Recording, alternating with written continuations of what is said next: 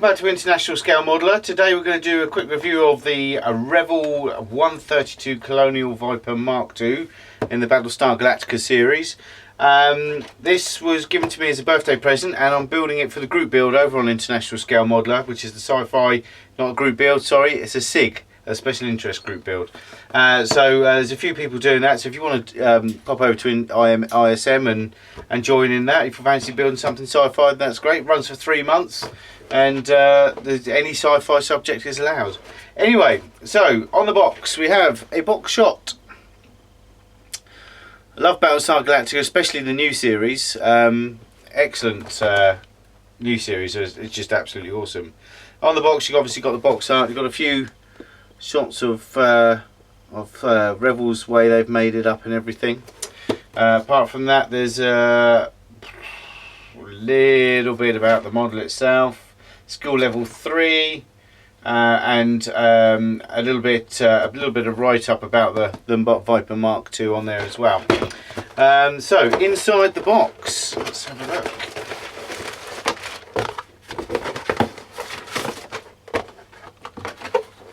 Okay. Right, pull it all over. Okay, we have one big bag of kit. So let's have a quick look. Got to take photos of all this lot yet for the SIG thread. So we have inside this one bag, we have another bag, separate, a couple of other separate bags with pieces in, which is much better than having it all in the same bag. So let's start with the fuselage. There are a lot of loose bits in here, which is never a good thing when it comes to models, because you'll find that half of them will be all scratched and things like that. But let's have a look now. The fuselage itself it's a very hard plastic, very hard indeed. Okay, there is some detail, some engine detail on the side here. It's on the pad for you so you can have a quick look. Okay, so there's some nice little detail in there which will obviously be picked out and everything. This will be quite well weathered as well. Let me just pull that off, just give you an idea of the size. There's some quite big locating pins on it. They're very long. I usually take locating pins off of most models, I've got to say, because they always tend to be out just that very little bit. But these seem to be okay. So you can see the sort of size it's going to be. And obviously I would imagine that builds up onto the back there somewhere like that. So it's going to be quite a fair size. It's not small. Anything that's length of a forearm in total. So that's going to be quite a big model. I mean, apart from that, there's not a lot of detail like engraving or panel lines on there. What are on there is reasonably big, but I would imagine that's what you get with a spacecraft. Yeah, that's going to build up to be a nice size. We've got the top of the canopy. As I say, everything's loose and off the sprue. A couple of the engine nacelles that clip on the side as well. Imagine they go over there like that somehow. And then you've got the 3 afterburners at the rear. The detail inside isn't that bad. Where it's all this white plastic though, it's kind of hard to pick out the details and see what the detail actually is. But let me get this right in for you so you can just see there's a fair amount of detail in there you can be able to pick out. You can see on there on the rear as well. Okay. Now I'm going to plan to do the rocket boosters and everything. I'm going to do those in the Guns Mr. Metal colour, the buffable stuff. Now I've only done those in one single colour before, not where I'm going to do I'm going to try several different colours, so give it that burnt metal look. And then I'm going to add some of this which I've got, which is burnt steel blue MiG dust. Now never used this before, but I got this for another jet actually, so I'm going to give that a whirl as well. As I say, burnt steel, it does look like a bluish black on there. So that'd be nice, like a sooty effects and something like that, I would imagine. But anyway, overall, really good. Again, got some a peek inside into the engine there. Reasonable amount of detail as well. Right, so let's just move all this over the side. It's such a shame it being loose like this. And we have another bag. Now these bits seem to still be on the sprue, which is nice. So let's just try and open this. Okay, on here we have the figure. Now I was told there was a resin figure in here, but it's not. It's a moulded figure. Now someone said I've seen it on another forum that they came with a resin figure, which I was quite looking forward to. But that isn't it. It must be a different make. But overall, there's quite a bit of flash on the figure itself, and it's definitely not resin. As far as detail goes, there's a fair amount of detail on there. The head, helmet, as you can see, it's not too bad, but the body itself, not a bad level of detail on there. As I say, it is a little bit flashy. I didn't say on the main sprue there's no flash at all on there. It's just very tiny burr around the edges, which a little scrape with the scalpel will get rid of that. The wings, again, like hating pins, there's quite a few press marks, and I think something like this one here is quite high, so that's going to need taking down. And in fact, I think there's a few of them. They are quite high, so they're going to need taking down before you put it together. A lot of flash on the sprue, but on the actual kit itself, as you can see here, it's probably getting to be an old moulding now. But you can see down here there's a bit of flash on there as well. But overall, nothing serious to say. That's that type of flash. That will come away nicely with just a scraping a slice of the scalpel, and that's gone. So that's not too bad. There's more engine work again. Some nice detail at the top of the cockpit. It looks like a reasonable set of level of detail in there. You can pick it out. I'm going to have to watch the series again just to get an idea of what the cockpits are like. I'm sure we can find some pictures on the net, or go and watch the programs again, which would be nice. You can see there's a nice level of detail on there as well. Again, I think they're part of the engine themselves. Apart from that, on the last sprue, looks like we've got the legs, and we've got the cannons there as well. The cannons aren't bad detail. Looks like they'll come up quite nicely, as you can see. So it's very hard to see the detail on this because of the type of plastic. This is like really like opaque, milky sort of feel to it. So you don't get to see a lot of the details. I'm sure when I paint it, there'll be a lot more details popping out on that for it to have a look at. Right, so there is another sprue, which is the glass sprue. So again, this a lot feels up like, it looks like this is going to build up like an aircraft. So it is very aircrafty the way it is. The cockpit, this comes with a stand, which is pretty funky actually. I quite like that, as you can see, and I'm going to put that on the stand as well. And it's got this engraving on the inside of the glass, which I would imagine you could probably pick out quite well with. I mean, I might just try some new techniques on that, who knows. The cockpit glass itself, let me just cut it off of here for you, is very clear. It's actually really nice for a Revell. Very clear indeed. There's no webbing, spider marks, cracks, anything like that, and it is very crystal clear, no distortion, no anything. I'm really impressed with that actually. I've got to say, I expected a lot worse. But as you can see, it's lovely, beautiful, really good nick. And as I say, cockpit's one of the cockpit glass is probably one of the most important things on a plane, because when it's a static model, that's what you're going to look at. Your eyes are naturally drawn to that cockpit, so you really need to spend some time and effort on that. But that's really nice. I like that. A very nice touch. And obviously you've got the stand. It looks like it will go that way.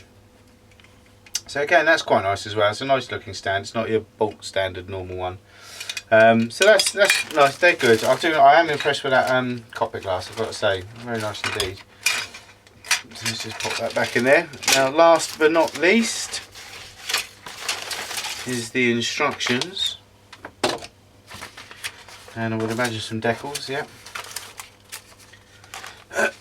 Right, the instructions, typical Revell, A4 page, not even stapled together or anything like that, all very loose and cheap. There's a write-up on the Colonial Mk.II Viper there, quite a nice write-up, saying how it manoeuvres in slow speeds and things like that, so that's good. Obviously they got that from BSG series. The pages, the instructions are you really are your standard normal Revell instructions. All the call outs are in Revell colours. I know you guys in Europe, you know, Germany and Spain, all that, they use a lot of the Revell colours, I would imagine, because they're easy to get hold of. But again, quite a few mixing, always with Revell as well. Right, you've got some sprue maps, which are numbered as well, which is excellent. And what I like about this is you can cut everything off the sprues, take all the edges off, all the flash and burr, and then you'll still know what the parts are because they're all numbered.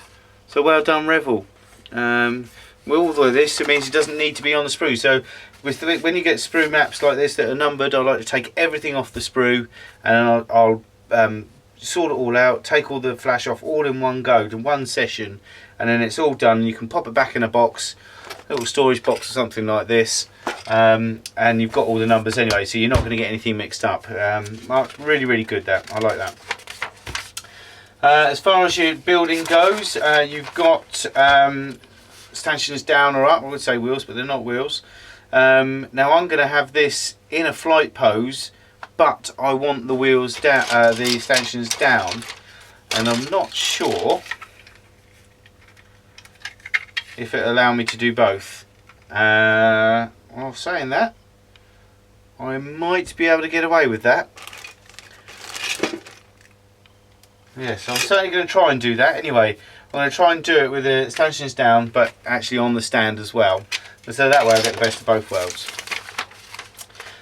Builds up quite nicely.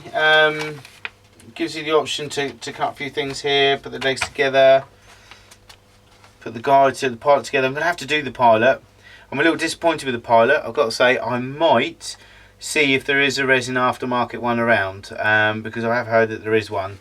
And I might, actually, because of how good that cockpit glass is, I think I might go a bit overboard on this and get some PE for the cockpit. I'm sure it can make it look a lot nicer. So I might do that, because it is quite a large tub as well, and it's a big area of glass that you can see through and see into the tub. So I think I might just get some PE for the group build and everything, just to jazz it up a little bit. But apart from that, all builds up together. You've got decals for the cockpit here, quite a few actually, by the looks of it. And they're all separate decals, which is a bit strange. Usually you'd have that all in one sheet for the... but yeah, a lot of decals. I would say there's at least 20-25 decals there. You've got the choice of Apollo or Starbuck as well, by the looks of it. So I don't know if that means there's one with boobies and one without boobies.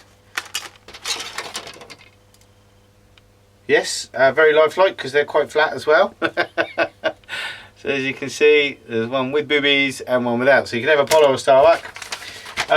Obviously that's from the modern series. And going through, I mean, yeah, it all goes together very easy. There's not a lot of bits to it. You know, it progresses quite easily and logical as well. I like the way it builds up. It's going to be quite a nice simple build. Again, it's telling you here to paint your engine nozzles, the jet nozzles first before you put them on. And the good thing is you can actually put these in last before you close, after you've closed everything up, which is brilliant, because if you want to make a really good job of these, you can put these in and then just slot them in last, which is excellent. I like that idea, very good.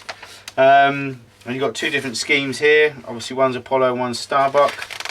It's pretty basic colours. Obviously I don't know if the decals, now these marks actually come in decals. All these marks on here, you actually come on a decal sheet by the looks of it, but I think I'm going to paint them in. There's no point decaling them when it shouldn't be too hard to spray paint those in. I think going back through, I haven't had a proper look obviously, but I think you might be able to build a lot of this in sections and spray it in sections and then put it together, which will make doing that line a lot easier to do. rather than doing it all as trying to get inside the engines and cover the engines and things like that. So, but I'll have a look, I'll have a play with it. The good thing is, because of the sprue map, I can take it all apart, dry fit the lot, and then put it back together and see how I want to build it, which is excellent. The decals. The decals are nice and flat, which is what you want, I would imagine, for a spacecraft. I doubt if they've got big glossy decals. They're very clear. They all seem to be in register, and they seem very nice indeed. Some nice markings on there. And again, what I like about it, there's not too many markings. Now they are faded in, these markings. Now they're quite bold on the decal sheet, but they're quite faded in. So it'll be one of those for the weathering, before you start weathering, I would imagine a quick spray with maybe a very dust coat of white, very thin coat of white, just to blend all that in before you start doing your weathering. It might be the difference of a good kit. And there's the decals, as you can see, all very nice and in register. There's a nice set there, lots of little cockpit ones, as you can see, but very nice indeed. As I say, all these outline ones I'm not going to use. The good thing is, what I do like, this is an excellent thing, well done Revell, is you see here you've got on your decals, you've got these little bits here, little symbols, and you've got beware of blast writing here and here. And what they've done is they've included a little sheet in the middle, so that if you do decide to paint your own lines on, you've got a separate set of decals to put over that paint, rather than trying to cut them out of there. So bravo Revell, very good indeed. I'm impressed with that. And overall I'm quite impressed with it. It's a little bit flashy, but I think it's probably a little bit old now. I'm not 100% sure, I don't know when it was built. I'm sure someone will be able to tell me. But overall I'm quite impressed with it. I'm quite looking forward to it, because I do like my sci-fi. I've got to say I'm a bit of a sci-fi geek, but I haven't got many sci-fi models. But I do like Battlestar Galactica, especially the new, so I might get some Star Trek stuff soon as well. But anyway, that's the review for the Revell 132 scale, yep, 132 Colonial Viper Mark II from BSG. Thanks a lot, take care until the next time, bye bye.